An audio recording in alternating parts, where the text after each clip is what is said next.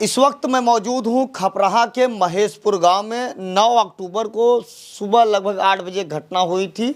संविदा कर्मी पंकज उपाध्याय लाइनमैन थे जो सिकरारा में पावर हाउस पर उसी के माध्यम से इस क्षेत्र में अपने जो लाइट ख़राब होती थी उसको देखते थे। संविदा कर्मी थे।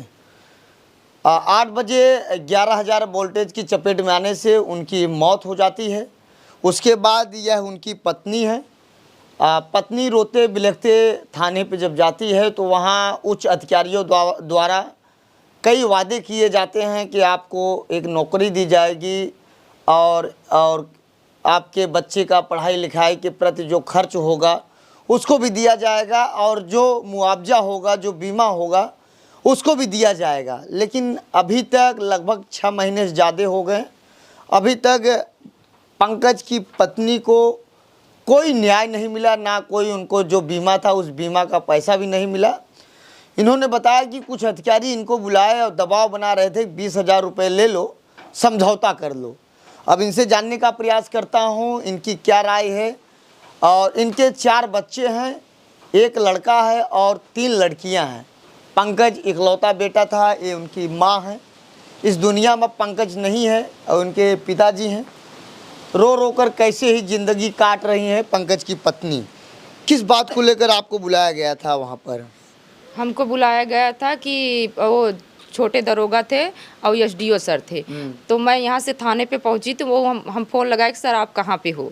तो वो बोले कि मैं एसडीओ के केबिल में हूँ, आप वहाँ पे आइए। तो मैं वहाँ पे गई तो बोल रहे हैं कि ये अमित यशस्व जो है उसको बुला के आपको मैं 20,000 रुपया दिलवा दे रहा हूँ, इसके बाद चार्जशीट भेज दूँगा, जो होगा अपना जो मुआवजा मिलेगा उसको ले लेना और 20,000 रुपये से अपना दुकान चलाना। और जो मुझको बोले थे उससे सब हटते जा रहे हैं। बोल रहे हैं कि अब जो मुआवजा से हमारा कैसे खर्चा चलेगा। अब मेरे बच्चे हैं, मैं कैसे उनको खिलाऊंगी। अब उस समय क्या क्या वादा हुआ था जब आपके पति की डेड बॉडी थाने गई थी? आप लोग रोड जाम करने का प्रयास किए, वहाँ उच्च अधिकारी आए, वहाँ तमाम राजनीतिक दल के नेता भी वहाँ मौजूद थे, उच्च अधिकारी भी थे, थाना प्रभारी थे और बिजली विभाग के कर्मी थे वहाँ पर। तो क्या बातचीत हुई थी? सब लोग हमको बोले कि आपको बिजली विभाग से सहायता मिलेगी, मुआवजा मिलेगा और आपको एक नौकरी दी जाएगी और आपको अच्छे नौकरी पे अपने तत्पर रहना। और सब लोग हमको यही बोल के डेड बॉडी को वहाँ से ले गए। और अब हमको ये बोल रहे हैं कि वही जो मुआवजा मिलेगा उसी से दुकान चलाओ, उसी से सब करो। तो हम कैसे चलाएंगे? हमको एक नौकरी अनिवार्य देने के लिए आप उन सब से अनिवार्य है। मेरे बच्चे कैसे उनकी स्थिति चलाएंगे हम? लगभग 6 महीने बीत गए, अभी तक आपके मामले में चार्जशीट भी नहीं लगा और बता रहे हैं कि अधिकारियों द्वारा बुलाया जा रहा है और सुलह समझौते करने के लिए। तो क्यों?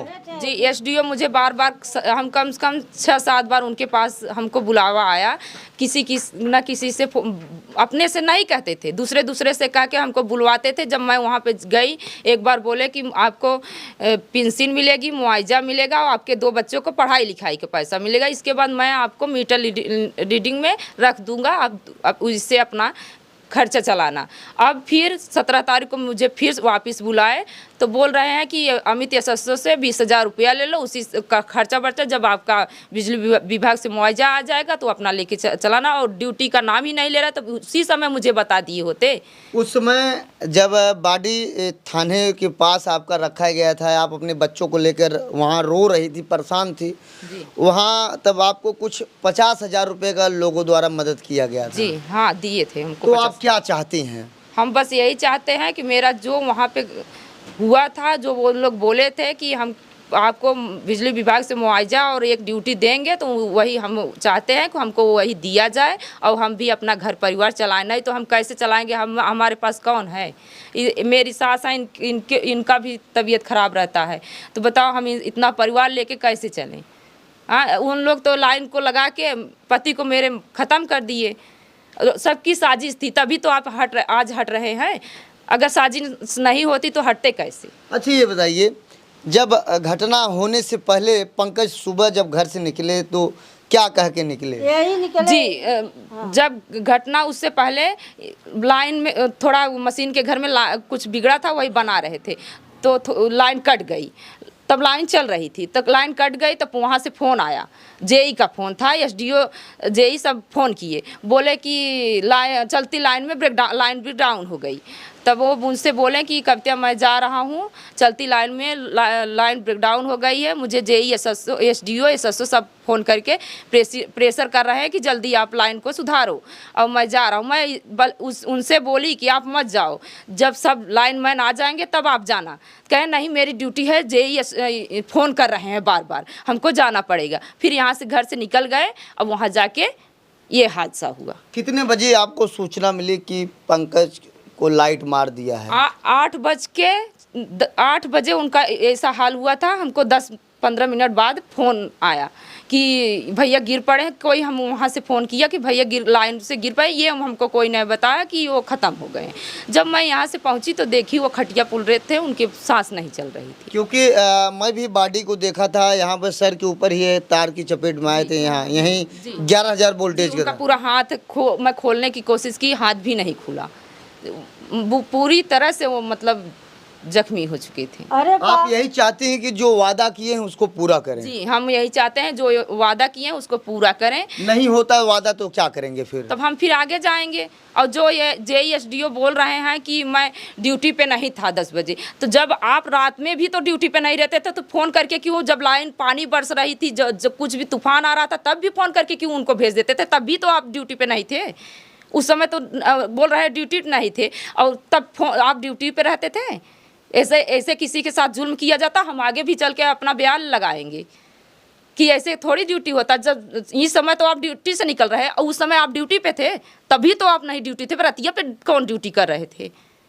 और 7 बजे वही लोग फोन किए। कहीं न कहीं ये कयास एक था कि पंकज सुबह काम पे जाते थे, शाम को आते थे, अपने माता पिता के बीच में, अपने परिवार के बीच में रहते थे, शाम को खाना खाते थे, सो जाते थे, फिर सुबह वो ड्यूटी चले जाते थे। अब इस दुनिया में नहीं है। कभी कभी आप बैठे रहते होंगे, सोचते होंगे कि पंकज नहीं है। हमेशा हम हमेशा सोचते रहते हैं, हमसे एक रोटी नहीं खाया जाता, हमारा दिन बीत जाता है, हम कुछ खाते भी नहीं। हमारे बच्चे हमेशा पापा पापा कहते हैं, हम किसको लाएं? अमिता के मेरा संभाले सब, हम सब छोड़ देंगे। अमिता आए लगाए थे ना, और जेईएसडीओ आए, सब हमारा संभाले, हम छोड़ देंगे सब। और आज उसको देख के जलते थे, एक आध दिन बतावे हमसे आए संभाले हमारा, हम सब छोड़ देंगे, हम किसी से लड़ाई नहीं करेंगे। जैसे वो संभाल रहे थे वैसे इन लोग भी आके हमारे साथ संभालें, और नहीं तो फिर हम आगे जाएंगे। अब यह है पंकज की पत्नी है, ये इनकी माँ है, इधर इनके पिताजी हैं। पंकज के 4 बच्चे हैं। जिस तरीके से यह परिवार रो रहा है, दर दर न्याय के लिए भटक रहा है, उच्च अधिकारियों से मेरा निवेदन है, और जो एसडीओ जेई जो एसएसओ हैं, जो वादा किए थे, इनके वादा को पूरा करें। अगर इनके वादा को नहीं पूरा करते हैं तो ये अपनी मांग के लिए, अपनी न्याय के लिए कहीं भी जा सकते हैं। पहुंचेंगे, हम योगी मोदी तक पहुंचेंगे।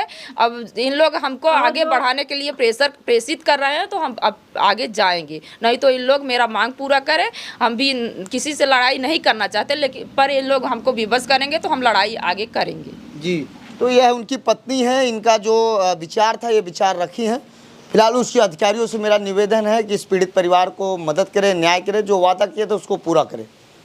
इस वक्त मैं पंकज के घर पे हूँ, ये इनकी माँ है, इनके माँ से भी कुछ बातचीत करते हैं। बताइए माता जी, पंकज तो आपका अकेला लड़का था, अब तो नहीं इस दुनिया में, कभी कभी याद तो आती होगी पंकज की? अरे भैया हमेशा याद आवत है, 24 घंटा लाइन बनवा जाई, मोहरे के बैठी रही रात कहाँ जेईएसडीओ को फोन आए बैठे, हम जात है। अब बताओ कैसे हमारे सबको बीते, कैसे चले संसार का नरिया तो हो गई। जिस तरीके से इनकी माँ रो रही हैं, इनके पिताजी भी इधर हैं, इनकी पत्नी भी रो रही हैं। फिलहाल इनकी बातों को गौर किया जाए, उनको न्याय दिलाने का उच्च अधिकारियों द्वारा इनको मदद दिलाए, और जो वादा किया था उसको पूरा करें। जय हिंद।